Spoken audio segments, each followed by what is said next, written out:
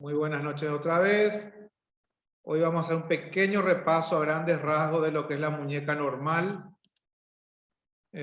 Simplemente para poder fijar después las patologías más frecuentes.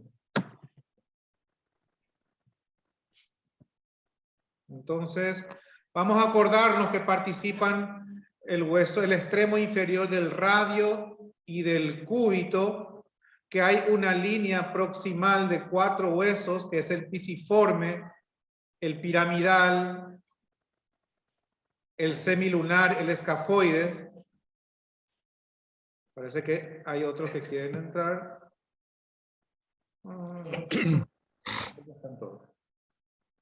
Una segunda línea que tenemos al ganchoso, al grande, al trapezoide y al trapecio. Y que se van a comunicar con lo que son los huesos del metacarpo. Entonces tenemos dos caras. Vamos a explorar la cara en una parte central, donde va a estar el nervio mediano y los tendones flexores. Una parte cubital, donde vamos a tener el canal de Guyon, y un borde radial, donde tenemos el tensor flexor radial del carpo con la arteria radial. Pero ¿qué estructura la que sí o sí nos puede complicar? Es el túnel carpiano. Entonces acordarnos que lateralmente van a haber reparos óseos que van a ser los puntos de anclaje de lo que es la carpa del túnel carpiano. La carpa del túnel carpiano se llama el retináculo flexor, y hacia el pulgar tenemos dos referencias óseas, que la más superficial, la más proximal va a ser el escafoides, y la más distal va a ser el trapecio. Y también vamos a tener referencias óseas en la parte del quinto dedo, que sería el pisiforme proximal, y distal el ganchoso. Entonces ahí ya tenemos los anclajes de la carpa del canal del túnel carpiano. Nuevamente nos acordamos que la cara palmar tiene una parte central donde está el nervio mediano y los flexores superficiales y profundos. Un borde radial donde nuestra guía va a ser la arteria radial con el flexor radial del carpo. Ahí está una cosa que hay que acordarse. Hacia el borde radial está el tendón flexor radial del carpo en relación a la arteria radial. Y en el borde cubital directamente, ¿qué nos acordamos? Canal de Guyon. Canal de Guyon, nervio cubital, arteria cubital, vena cubital y el flexor cubital del carpo. Entonces ahí tenemos nuevamente el esquema mostrando la anatomía que estábamos diciendo. Acordarnos también que hay un componente arterial radial, un componente cubital, también arterial cubital. Y también vamos a tener la presencia de dos nervios importantes, que es el nervio mediano, la parte central, y en el borde cubital, el nervio cubital. Entonces, y ahí ya nos vamos directamente, eso sería la cara palmar. Y después tenemos la cara dorsal, que está dominado por compartimentos, 6 compartimentos, que van desde el apófisis tiloide del radio, vamos directo al esquema, donde va a entrar en relación directa con el primer compartimento, que es el extensor corto del pulgar y el abductor largo del pulgar. Nos vamos hacia la parte radial, nos vamos dirigiéndonos hacia el cúbito, mejor dicho, y después del primer compartimento encontramos un borde liso del radio, donde van a estar dos tendones juntos, que serían el radial corto del carpo, el extensor radial corto del carpo y el radial largo del carpo. Y ahí ya nos aparece una saliencia ósea, que es el tubérculo de Lister, que va a entrar en relación directa con el tercer compartimento, el extensor largo del pulgar. Entonces ya tenemos los 3 primeros compartimentos donde sobresalen el apófisis tiloidea del radio, y el tubérculo de Lister como dos estructuras que nos van a ayudar para poder identificar esos tres primeros compartimentos. Posteriormente, una vez que descubrimos el tercer compartimento solito, vamos a tener un acúmulo de tendones que sería el cuarto compartimento, donde está el extensor de los dedos y el extensor del índice. El índice tiene la salvedad de que es como si fuera que tiene un refuerzo de tendón, uno que es propio del índice y otro que es del extensor de los dedos. O sea que tiene un refuerzo a la hora, por eso es un dedo que tiene un poco más de movilidad fina para muchas cosas. O sea que es un bonus track que tiene el dedo índice. Luego tenemos el quinto compartimento, el extensor del meñique, que entra en relación con el espacio que se forma entre el radio y el cúbito. Y posteriormente, en una fosa que se forma ya en el cúbito, el sexto compartimiento, el extensor cubital del carpo. Entonces, ahí ya tenemos ubicado todo lo que es la cara palmar, dividida en tres, en su centro nervio, el nervio mediano, en el borde radial, la arteria radial y el flexor radial del carpo, y hacia la parte cubital, el borde cubital, el canal de Gullón, arteria, nervio y vena cubital, y el flexor cubital del carpo. Y hacia la cara dorsal, los compartimientos que recién se citó.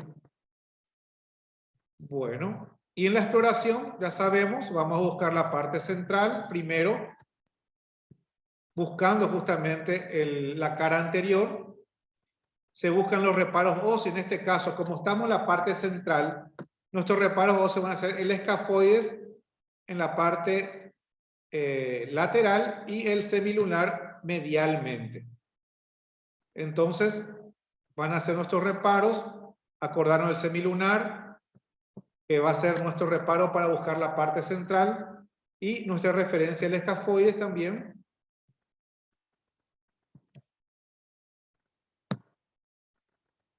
Entonces, y vemos el nervio tanto en corte longitudinal como transversal, donde sobresale en el corte longitudinal la presencia del radio, el semilunar y el grande. Entonces, siempre nos valemos de nuestros reparos óseos. Ya hablamos del túnel carpiano, cómo está formado. Luego tenemos el borde radial, donde vamos a encontrar la arteria radial, donde nuestro reparo óseo ahí va a ser el escafoide. El escafoide, la parte radial. El escafoide y el trapecio también van a hacer referencia. Y en el borde cubital, nuestro reparo óseo es el pisiforme y también llega a tener relación con el ganchoso. Entonces, siempre valernos del medialmente, escafoide, trapecio. Sería en el borde radial. En el borde cubital, pisiforme, ganchoso. Y esos prácticamente son los recorridos de las arterias, van rozando esos huesos hasta terminar en el arco palmar y donde se produce su anastomosis. Canal de Gullón, ya vimos. Nervio mediano es lo más sobresaliente del nervio mediano. Ya les comenté que a la hora en el consultorio, muchos pedidos de síndrome del túnel carpiano. Entonces tenemos que saber dónde buscarle, cuál es su referencia ósea, en longitudinal, en transversal. Entonces, sin dudar, vamos a hacer los informes. En el corte transversal viene en sal y pimienta, típico nervio, poca movilidad, fasciculado. Entonces, en corte longitudinal, acordarnos de nuestra referencia ósea, que el radio, el semilunar y el grande. es como una cascada de montañitas, unas montañas que van en descenso, y las estructuras que están por arriba son los flexores superficial y profundo, y un poco más arriba sería el nervio mediano. En el borde radial tenemos al escafoide como nuestra punta y el radio. Y el área cubital, el ganchoso, para ver la arteria cubital. Y la exploración dorsal nos valemos de nuestros puntos de referencia, como estábamos diciendo. El apófisis tiroideo del radio es la puntita que nos va a dar y nos va a decir que este compartimiento que está al lado ya es el primer compartimiento, que es muy frecuente en unas patologías que le voy a comentar al rato. Que después se sigue con la porción lisa del radio con el extensor radial largo y corto, y que ahí prácticamente ya vemos el tubérculo de Lister, que nos va a separar de lo que es el tercer compartimento, que es el extensor largo del pulgar. Está solo, un solo tendón, el tercer compartimento. Y luego le sigue ya un acúmulo de tendones, que son 4 tendones extensores, y el extensor del índice, son 5 en realidad. Se los puede diferenciar muy bien por el hecho de que están bien agrupados, y contando son 5, y no hay otro compartimento que tenga 5 tendones. Y luego vamos a buscar el espacio que se forma entre el radio y el cúbito en un corte transversal, y vamos a ver el extensor del quinto dedo, o del meñique también se llama. Este compartimento tiene la salvedad que se lesiona muy poco y tolera bastante los traumas. A diferencia del sexto compartimento, que se forma en una fosa, en el cúbito ya, duerme ahí ese tendón, y se lesiona bastante a la hora de deportes, inclusive de personas que tocan instrumentos musicales, como el violín, por ejemplo.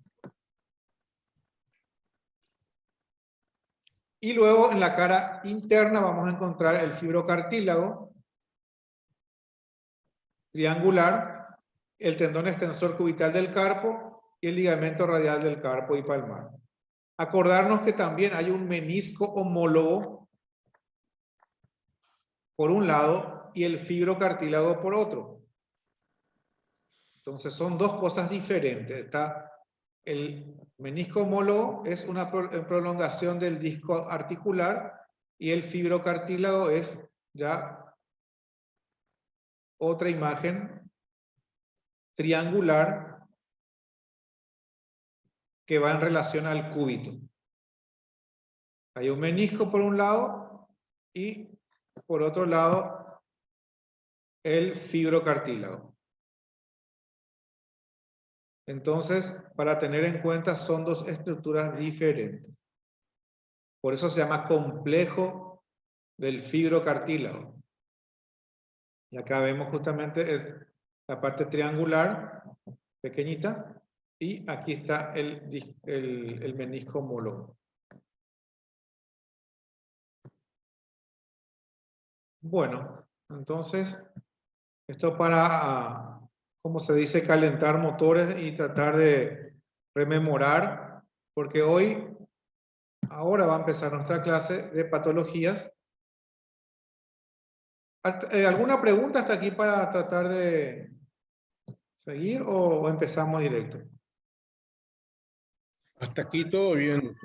Bueno, a grandes rasgos, esos puntos yo quería resaltar para que puedan empezar. Voy a ver si parece que hay alguien que quiere entrar. No. Estamos bien.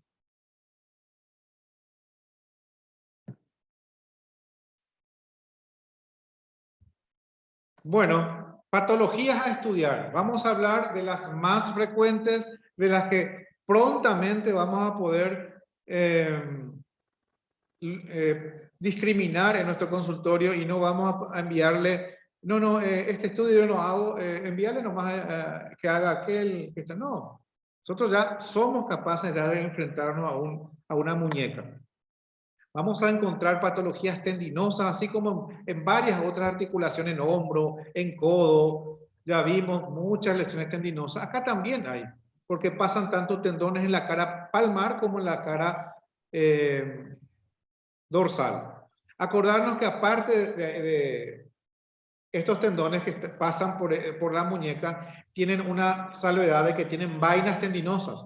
Todos, de los que están en la cara dorsal y en la cara palmar, tienen vainas tendinosas. O sea que nos podemos enfrentar rápidamente a una tenosinovitis. Tenosinovitis por un lado, tendinosis por otro. Podemos ver roturas parciales, roturas totales. Podemos ver tendones calcificados, con tendones con poca movilidad por alguna obstrucción que tenga. O sea, el análisis siempre es el mismo para un tendón. Al verlos tenemos que ver cómo está su estructura, cómo está su vaina. O sea, el entrenamiento es el mismo. Vamos también a ver patologías articulares. Se ve mucho en la parte de reumatología. La articulación radiocarpiana se usa inclusive como un score para poder darle o catalogarle justamente a la patología en qué situación está, si es precoz, tiene sus grados en escala de grises, sus grados en escala de Doppler. Entonces, es un capítulo totalmente aparte. Ahora en la parte avanzada vamos a dar esta parte bien detenidamente, pero en este caso ya podemos encontrar una sinovitis de la articulación radiocarpiana en traumatismo, por ejemplo. Entonces ahí entra mucho a tallar lo que es el antecedente del paciente. Lesiones del fibrocartílago también muy relacionadas a traumatismos, lesiones óseas. Constantemente estamos viendo rebordes óseos, punto de referencia. Y también podemos ver una solución de continuidad, una fractura, por ejemplo. Podemos informar ecográficamente. Lesiones ligamentarias también. Las lesiones ligamentarias, hay una que es muy frecuente que les voy a nombrar dentro de un ratito. Entonces, lesiones, tenosinovitis, tendinosis y roturas. La tenosinovitis es la más frecuente en la muñeca, muy frecuente, tanto con antecedentes traumáticos como no traumáticos. Está muy ligado a la profesión, a la actividad laboral que tenga el paciente. Por eso tenemos que escarbar mucho en esto. En muñeca tenemos que hablar mucho con el paciente porque a veces el pedido nos viene ecografía de muñeca. Y tenemos que buscar ahí qué es lo que vamos a buscar. Y bueno, hablar con el paciente y ahí no, ¿sabes qué, doctor? Yo trabajo en la financiera, entro a las 8, trabajo hasta las 5 de la tarde, estoy en la computadora prácticamente todo el día y un rato para almorzar paro y después sigo.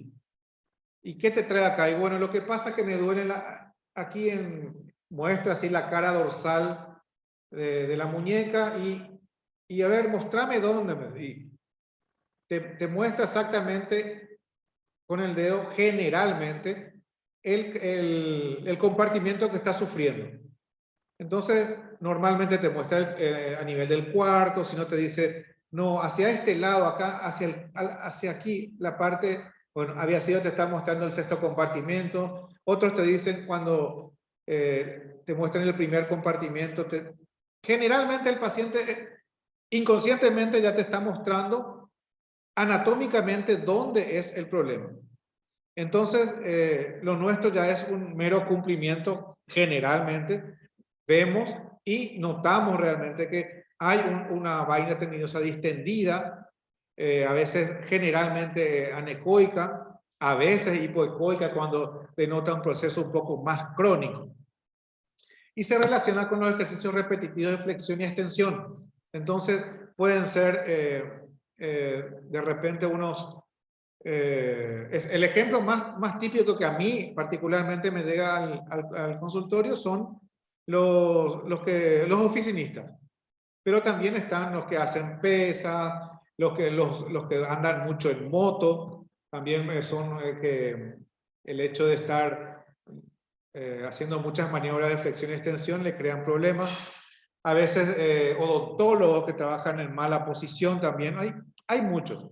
Pero también hay enfermedades autoinmunes, artritis reumatoidea, lupus, síndrome fosfolipídico, una serie de cosas que también pueden crear una dolencia, o sea, un aumento de la vaina con el correr del tiempo y no necesariamente que tenga un antecedente traumático. Entonces, se aplasta con el traductor, generalmente la vaina, podemos aplastarla. Mide por lo general más de 2 milímetros, en ocasiones se considera mayor a 1.5 según los síntomas. O sea, no casarnos directamente con el 2, más de 2. A veces es un poco menos, es 1.7, 1.8, pero igual también ya se la puede considerar tenosinovitis teniendo en cuenta sus síntomas y según la historia clínica que está diciendo el paciente. Y a veces podemos encontrar vascularizaciones, o sea, señal Doppler positiva, hipertrofia, y ya eso ya denota ya un sufrimiento un poco más crónico. También tenemos la tenosinovitis del flexor radial del carpo, al igual que del cubital del carpo, del palmar mayor, de los flexores también del superficial y profundo. Entonces, la didáctica acá es buscar primero la ecoestructura del tendón para descartar o no si es que tiene una tendinosis. Posteriormente, ver la vaina si está o no ocupada y si está ocupada, qué características tiene. Y una de las patologías más frecuentes también, aparte de lo que es o sea, hablando de la tenosinovitis, es la de Kervain, sufrimiento del primer compartimento. Del tendón abductor largo y el extensor corto del pulgar, presenta una vaina, a veces está más acentuado hacia uno que otro tendón. Y eso también es un motivo de poder describir en el informe. Porque a veces está más hacia el abductor largo y a veces más hacia el extensor corto. Y relacionadas con la desviación cubital persistente. Entonces, relacionada mucho con los labores del paciente. Hay una angulación excesiva de los tendones, hace este movimiento, queda en esta posición por mucho tiempo. Y si recuerdan, cuando se van al odontólogo van a encontrar que ellos maniobran mucho de esta forma porque tienen que entrar en la boca y usan mucha tensión. Entonces, muchos odontólogos consultan por la tenosinovitis de Kervain. También es muy frecuente en las puérperas. Y en realidad buscando siempre habla de un origen idiopático, porque según dicen también es por la posición inadecuada que utilizan para cargar al chico, mientras que le tienen. Pero en realidad no es muy claro su causa, su etiología, pero es muy frecuente encontrar puérperas con tenosinovitis de Kervain. Ecográficamente vemos un halo anecoico peritendón más de 2 milímetros y siempre tenemos que comparar con el lado contralateral. Otro punto que es doloroso a la presión. El paciente generalmente no soporta mucho la presión con el traductor. Y vemos justamente la vaina distendida, más de 2 milímetros, en este caso 2.9.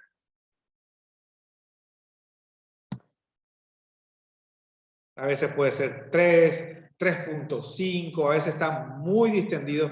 Esa distensión puede ser bien sectorial, a veces todo el tendón.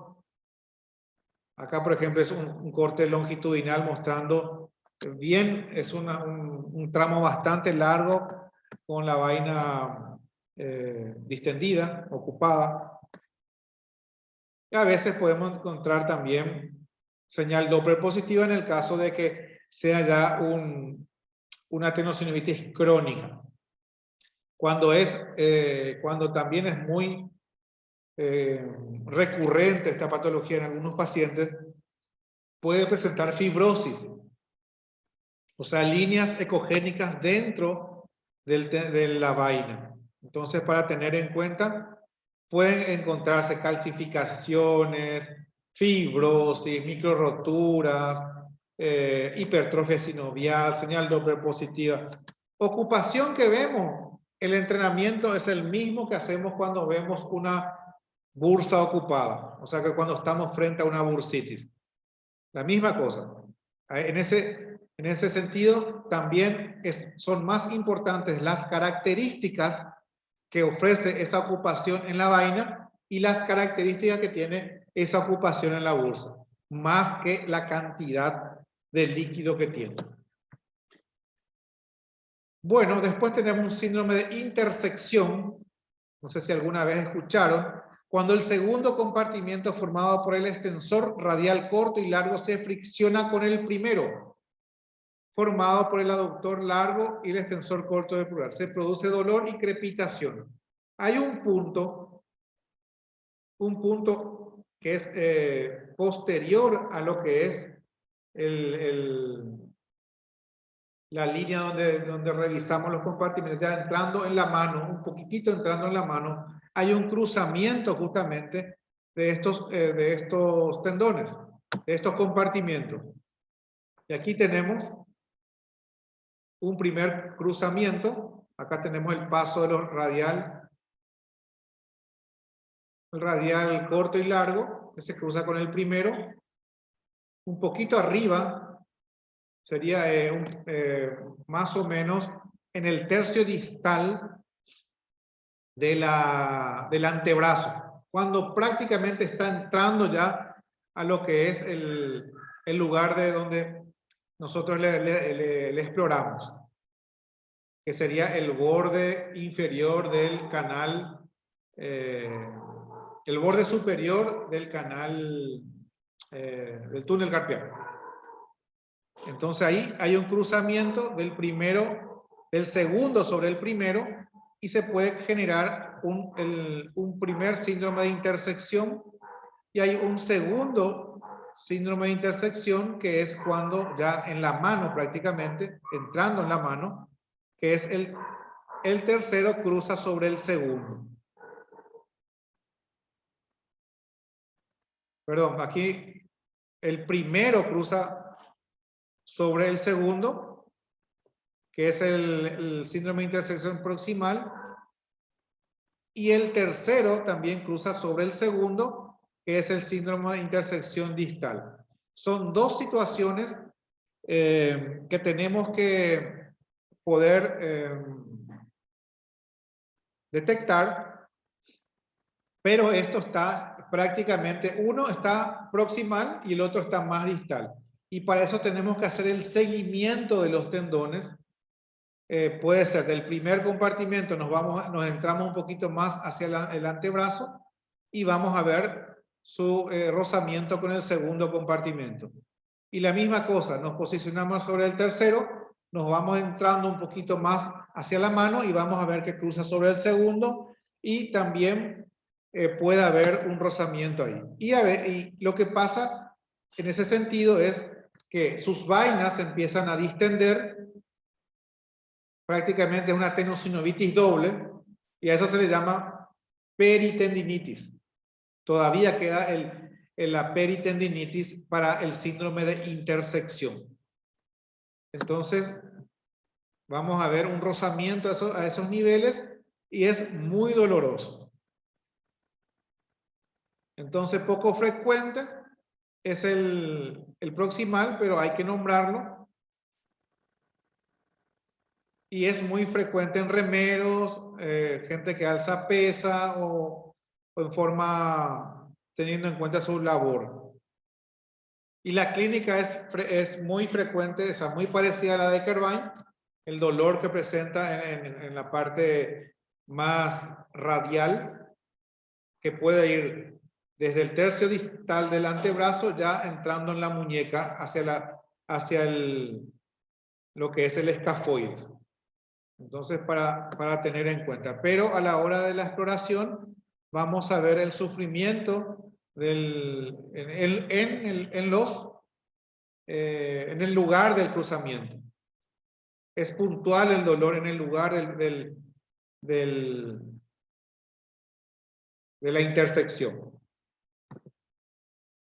También podemos encontrar el extensor radial del corto y largo en forma solitaria, pero cuando encontramos el sufrimiento del segundo compartimiento, tenemos que hacer el entrenamiento de ver si en su recorrida no tenemos frente a un síndrome de intersección que puede ser proximal o distal. Entonces, eso es la salvedad del segundo compartimiento cuando encontramos tenosinovitis, recorrerla de punta a punta. El tercer compartimento también podemos tener en forma solitaria, pero también el mismo entrenamiento.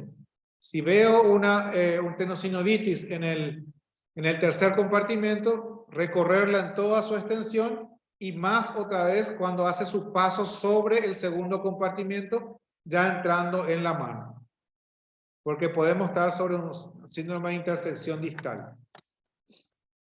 Y también ver siempre hacer el Doppler correspondiente, porque a veces podemos tener señal Doppler positiva y más cuando vemos esa ocupación sucia, cuando ya vemos que no es el anecoico típico que vemos en una tenosinovitis, sino que es ya algo un poco más hipoecoico y ya a veces con unos sobrenadantes ecogénicos que sería una hipertrofia, y hacemos el Doppler y encontramos ya una señal activa.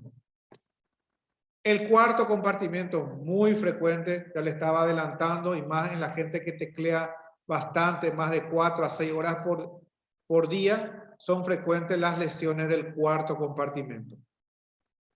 Y también se hace el entrenamiento de entrar todo lo que se puede hacia el antebrazo y también sobrepasar la línea y entrar ya en la mano. Y ahí se dimensiona mejor la ocupación de la vaina. Y luego el quinto ni les hablo porque es muy raro, pero el sexto sí. El sexto se relaciona mucho con músicos que tocan guitarra, que tocan violín, que tocan instrumentos de cuerda generalmente, o a veces que tocan flauta, cuando hacen mucha curvatura, una curvatura de la mano hacia adentro, y a veces, ahora que está muy de moda el pádel también, gente que juega pádel tiene un dolor bastante exquisito, y también la gente que practica artes marciales. Es muy frecuente la lesión del sexto compartimento y más la tenosinovitis. Acordarnos que en todas esas exploraciones que hicimos, la tendinosis puede estar presente con la tenosinovitis. Entonces, entrenamiento de ver siempre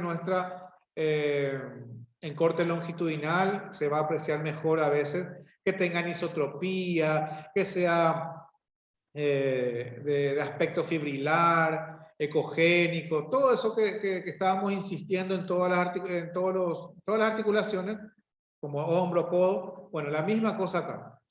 Ver si está engrosado o no, comparar con el lado contralateral, si tiene movilidad y sobre todo su ecoestructura para definir si tiene una tendinosis o no. Lesiones nerviosas, nuestra estrella, el nervio mediano. ¿Qué es lo que más vamos a tener? Síndrome del túnel carpiano, que es una neuropatía por atrapamiento, por compresión del nervio.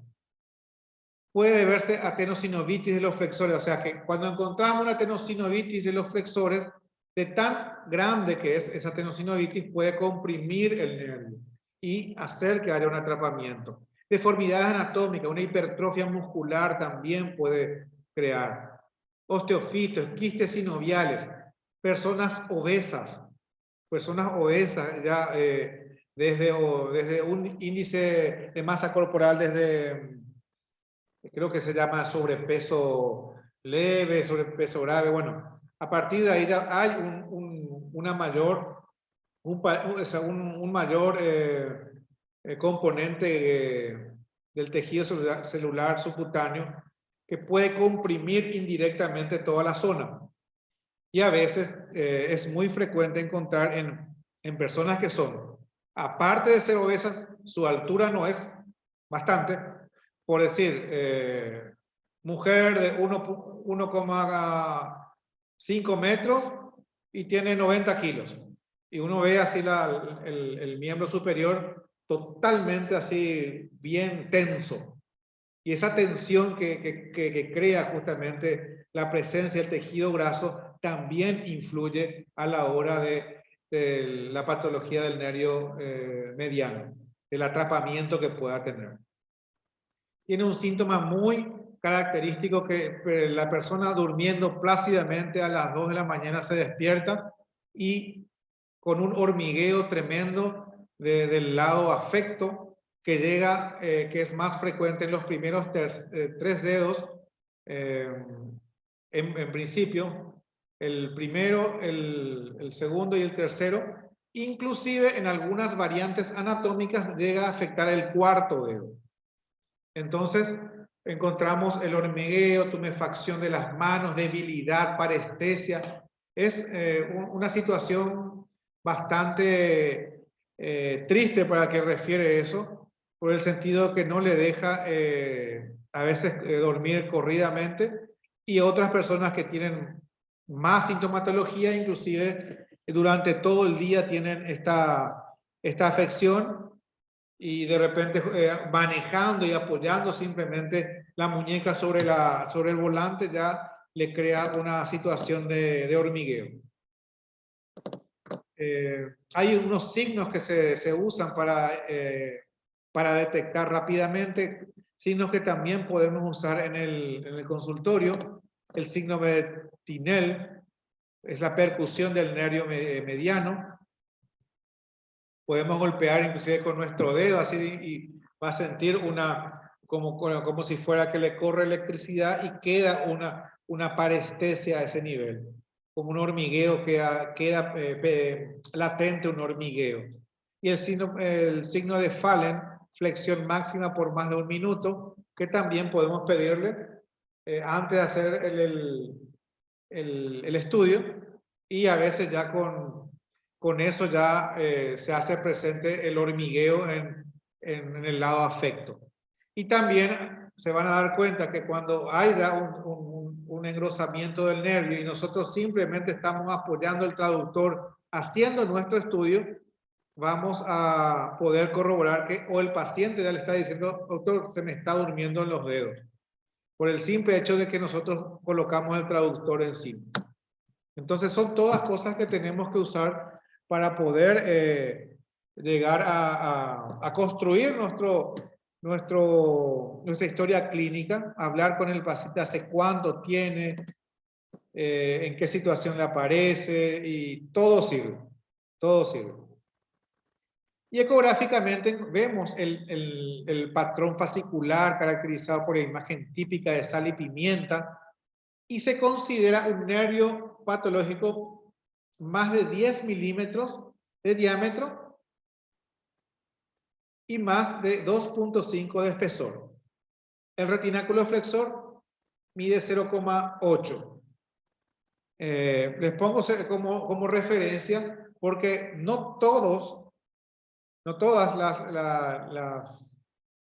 el síndrome de túnel carpiano es por el retináculo flexor, porque a veces es por otras situaciones, como le estaba diciendo, obesidad mórbida, hipertrofia muscular, quiste, tendinosinovite, lesiones óseas, una fractura de coles que tuvo en algún momento. Entonces, es variable. Hay situaciones en que la persona es bastante grande, dirán, decimos 1,80 m, 1,90 m, o tal vez 2 metros de altura, o sea, un biotipo más grande que el brevilíneo, un longilíneo sería. Y en esos pacientes se tiene en cuenta que su nervio mediano puede ser de 10, inclusive de 12, o de 13 inclusive. Y si no presenta síntomas, para nada, de ningún tipo, inclusive se lo considera normal. Pero para ese tipo de personas, cuando alcanza 14 milímetros y sin síntomas, ahí se la considera ya como un engrosamiento del nervio mediano. El tema de los 10 milímetros y los 2.5 es para nuestra población 1,60, 1,65, entre 1,50 y 1,70 tipo. Pero la parte que le estoy diciendo ya pues, son para personas más grandes, más del biotipo longilíneo.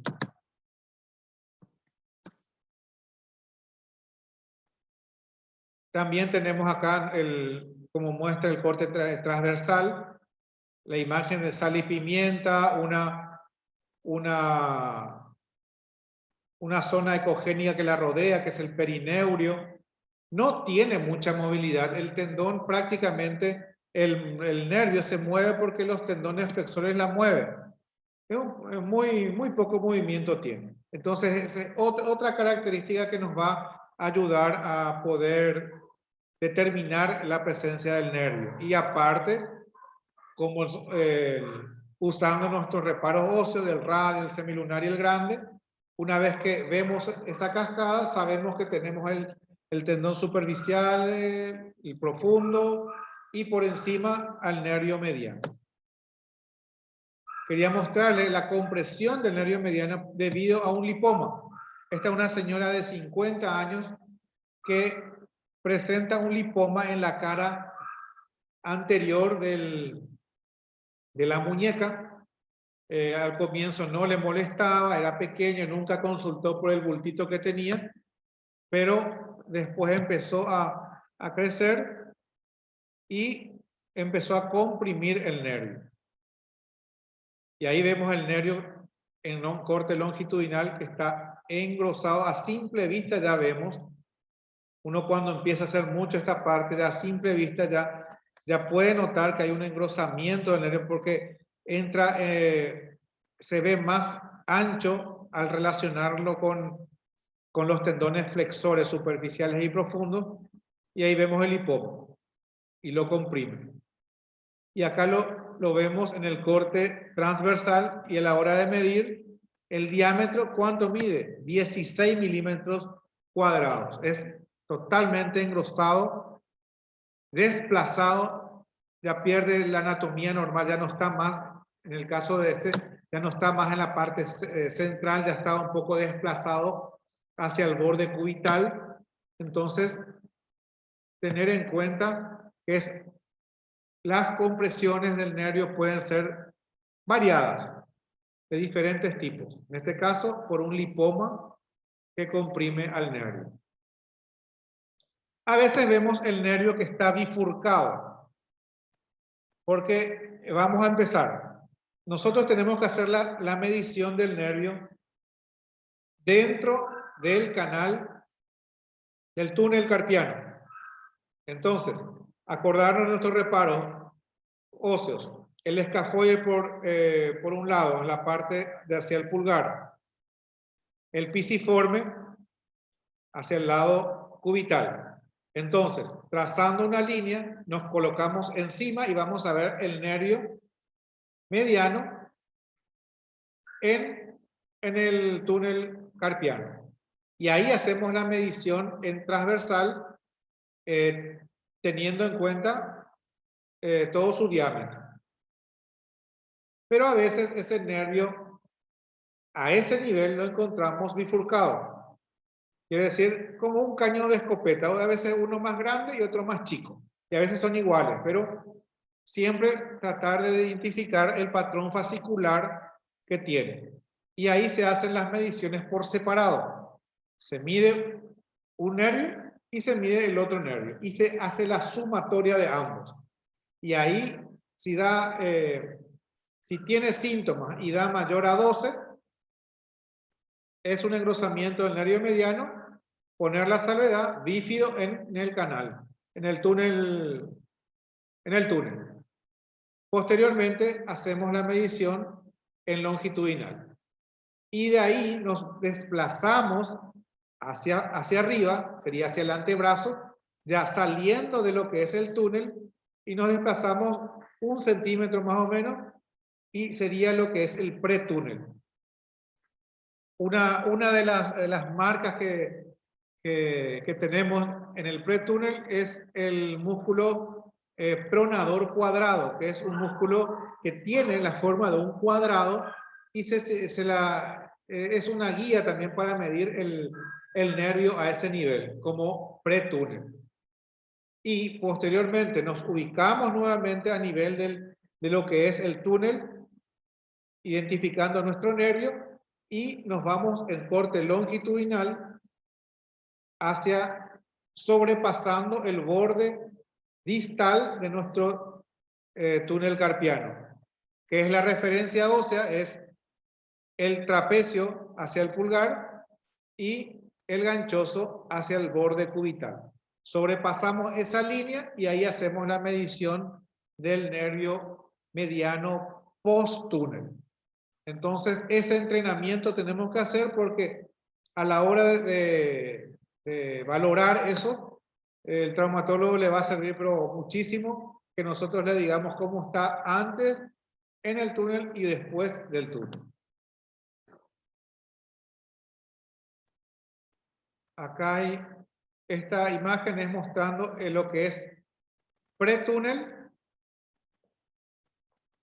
de 3 milímetros, bien engrosado, y un post-túnel ya normalizándose la cosa, llegando a 1.7 milímetros de espesor.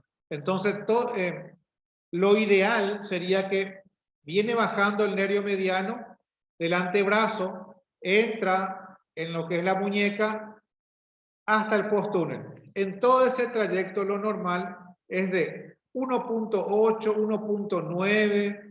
1.9, 2 milímetros, llegando a tener en diámetro 10, 10, 10, 10 y saliendo del túnel ya termina en 9, 8, 9. Y eso es normal. Esas diferencias de espesor y de diámetro se puede presentar cuando hay atrapamiento. Inclusive podemos decir a qué nivel es el atrapamiento teniendo en cuenta el espesor y el diámetro que presenta el nervio. Acá vemos otro que es el nervio mediano bífido.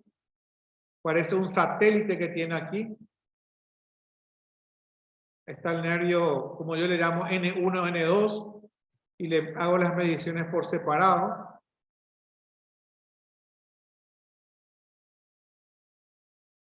Y en el borde cubital tenemos otro nervio que es el nervio cubital. En el canal de Guyon. Es otro nervio que se explora.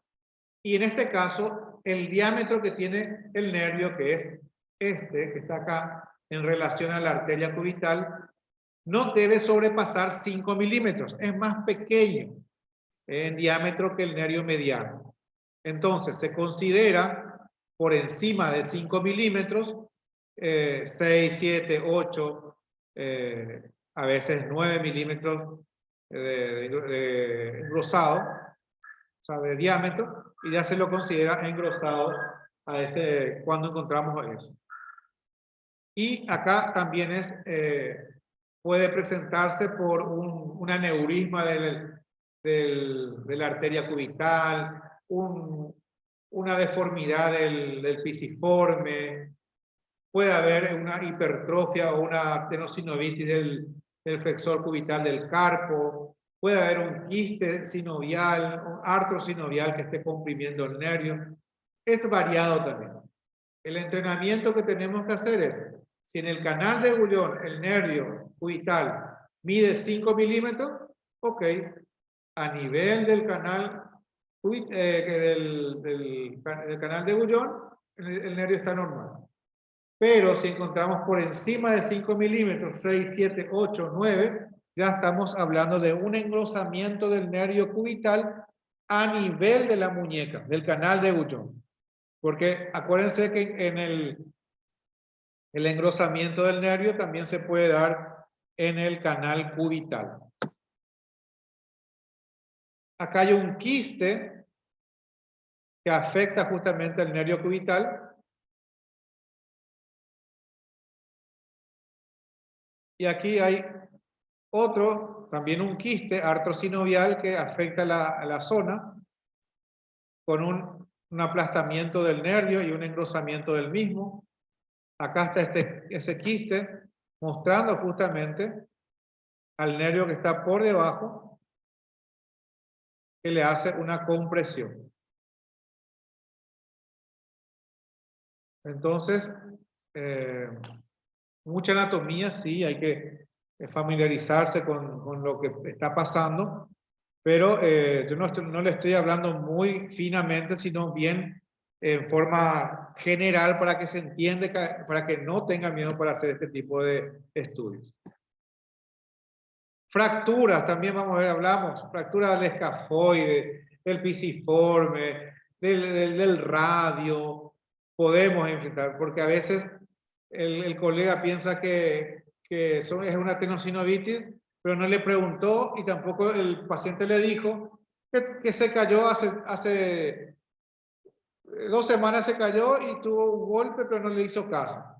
Y nosotros podemos ver una solución de continuidad a nivel de la cortical. Lesiones articulares también, estamos hablando de las radiocarpianas, también en traumatismos, también se puede ver una ocupación de la articulación radiocarpiana, pero también por artritis reumatoidea, idiopática juvenil, psoriásica, lupus, enfermedad autoinmune en general, inclusive después del dengue, después de la chikungunya, de repente se quedan con unas lesiones articulares en la muñeca, tiene una muñeca dolorosa, seguro que alguna vez escucharon que deja unas secuelas articulares la chikungunya, por ejemplo. Y sí, a veces se ve ocupación de la articulación y ahí ya entramos a tallar lo que son las características.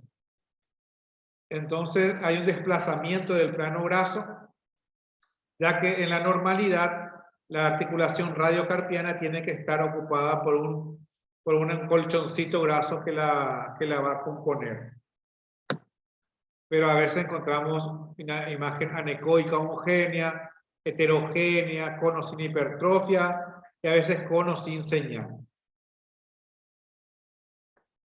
Bueno, y otra lesión también, las lesiones ligamentarias, estábamos hablando también del quiste sinovial que más es frecuente en la cara dorsal de la muñeca, es la lesión del ligamento escafo-semilunar. O sea, la articulación escafo-semilunar es la que más sufre a la hora de un traumatismo y puede tener una rotura ligamentaria. Entonces vemos a veces, una vez que ubicamos esa articulación, valiéndonos de nuestro tubérculo de Lister, yéndonos hacia la parte distal y luego un poco hacia la parte cubital, vamos a encontrar la articulación escafo-semilunar y vamos a ver ese ligamento. Yo reservo esta parte para la parte de la práctica porque se aprecia mejor cuando buscamos este ligamento en forma dinámica. Pero siempre tenemos que hacer la comparación con el lado contralateral para ver justamente la relación. El contralateral, vemos el ligamento ecogénico que cruza del semilunar al escafoide, y en este caso ya vemos una rotura y inclusive una sinovitis ya marcada, la cápsula distendida, y a partir de ahí se crean debilidades de esa cápsula y posteriormente una rotura de la misma y la formación del quiste. Lesiones del fibrocartílago también. Esto sería en la cara medial. Tenemos el cúbito por un lado, el fibrocartílago triangular. Hay un espacio entre ellos y hay un menisco hacia la parte distal, hacia lo que sería el piramidal. Son dos estructuras que encontramos en el complejo ligamentario del fibrocartílago hacia el lado de la cara interna. Y el paso del tendón extensor cubital del carpo. A veces ese fibrocartílago se puede romper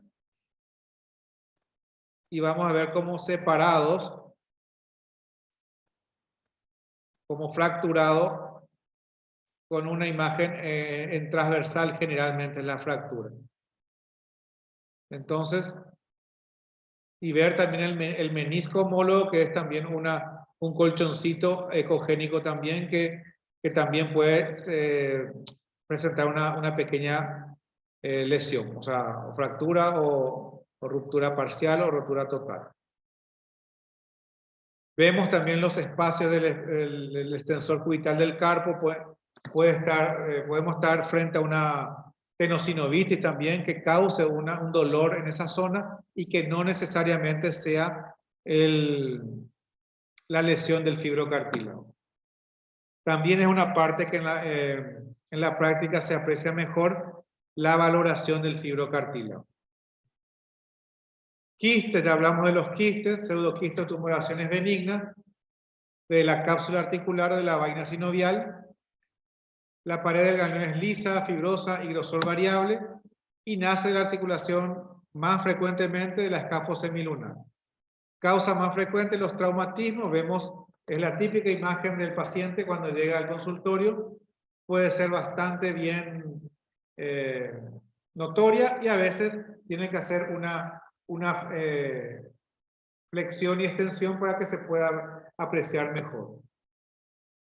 Acá hacemos la descripción como una imagen ovalada o redondeada, de acuerdo a como sea, paredes finas, contenido anecoico, homogéneo, sin tabique, sin señal Doppler, no doloroso,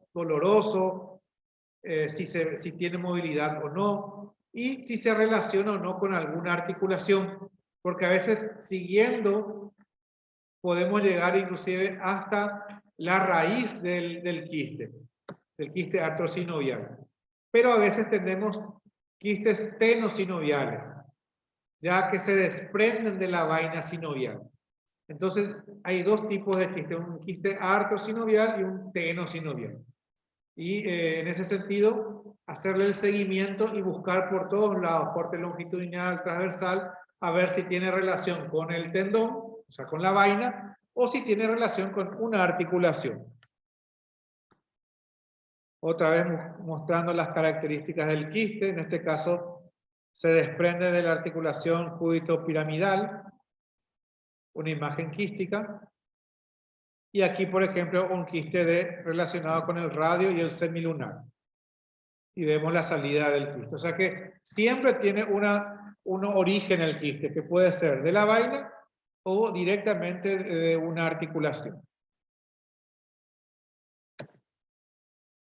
Bueno, traté de dar un resumen de lo más frecuente. ¿Alguna pregunta, algún cuestionamiento o alguna experiencia que tuvieron ustedes? Doctor. Sí. Quería saber cuánto es el espesor del nervio radial. Nos dijo cuánto sería el diámetro. El radial es pequeño como el cubital. No llega a un espesor a 5 milímetros, pero su medición ya se hace en el antebrazo. Prácticamente llega hasta, no más, se la aprecia mejor a nivel del borde radial, pero ya en el extremo distal del antebrazo. Por eso no entra en lo que es el túnel carpiano.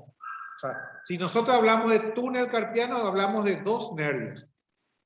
Del nervio mediano y el nervio cubital. Pero si vamos a explorar el nervio radial, se lo explora ya desde el antebrazo, viniendo del antebrazo hasta llegar al extremo distal del antebrazo justamente. No entra en la mano así propiamente dicho. Entran sus ramitas nomás ya, pero son muy pequeñitas de ahí para ver.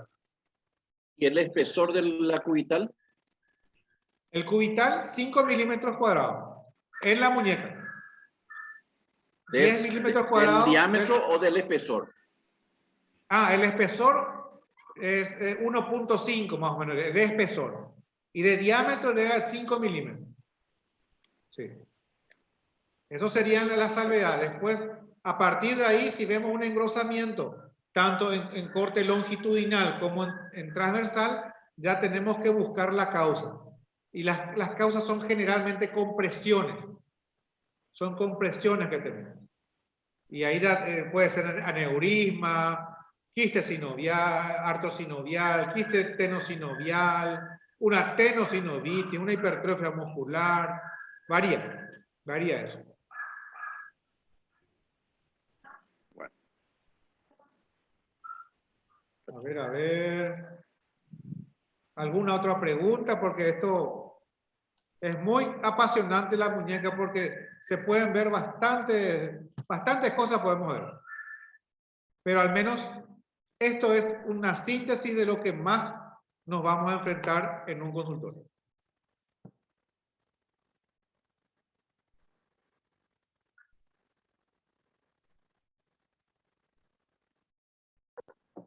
Marta, Carlos, Ramón, Juan, Juan Carlos, Luis, Paola. ¿Alguna pregunta, algún cuestionamiento, alguna duda, alguna experiencia? ¿Por qué no?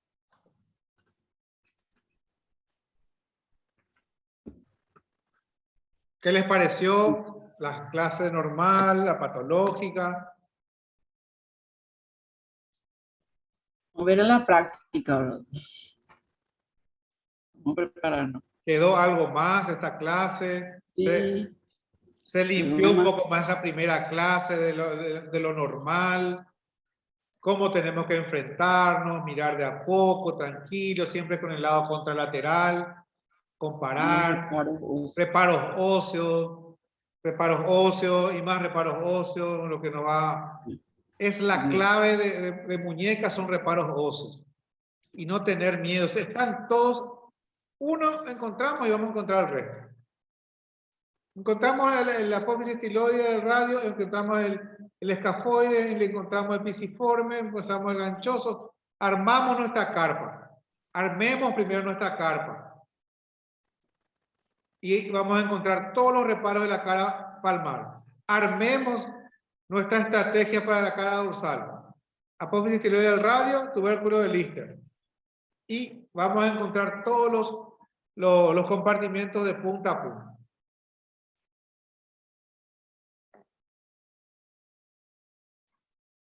Doctor, buenas noches. El nervio cubital, ¿cuánto es su medida normal, doctor? Bueno, el nervio cubital en la muñeca, en el canal de Gullón, en el diámetro transverso, en el corte transverso, no debe superar 5 milímetros cuadrados. Y el espesor en el corte longitudinal, 1.5, tal vez 1.6 milímetros de espesor. Hasta ahí. El nervio mediano, en promedio, según nuestro biotipo regional, 10 milímetros en el canal, 10 milímetros precanal y posterior 9, 8 milímetros. Y 2.5 como máximo de espesor, tanto pre-túnel y un poquito menos de 2 a nivel de post-túnel. Entonces, y también la salvedad de que personas muy grandes, con biotipo muy longilíneo, 11, 12, 13, hasta puede ser normal teniendo en cuenta su altura, su biotipo. Pero llegando a 14 milímetros cuadrados, ya se considera un nervio mediano un nervio mediano enfermo.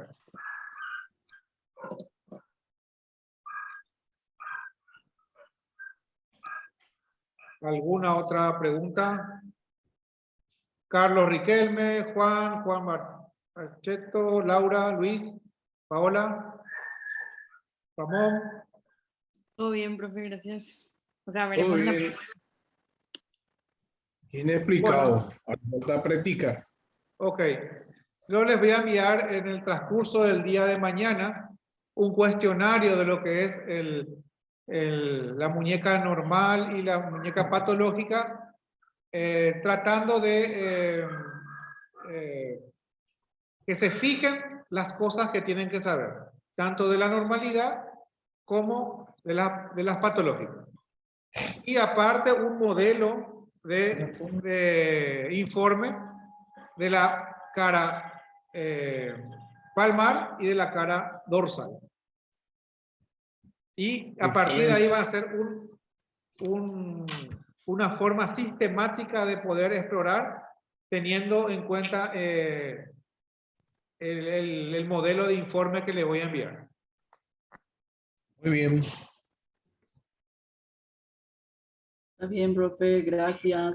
Buenas Bueno. noches. Perfecto, entonces nos encontramos para el Gracias, próximo doctor. lunes, 20 horas, vamos a entrar en mano, va a ser un seguimiento de esto. Muchas de las estructuras que hablamos hoy, vamos a hablar en mano. Entonces, va a ser un buen entrenamiento también para acordarnos de todo lo que es muñeca. Ok. Buenas noches y que descansen. Buenas noches. Buenas noches. Chao, chao. Buenas noches a todos. Chao Laura, chao Ramón, Boris, Chao, chao. Juan, Luis, Paola, Carlos. Hasta luego, doctor. Gracias. Chao. Que descansen todos. Excelente.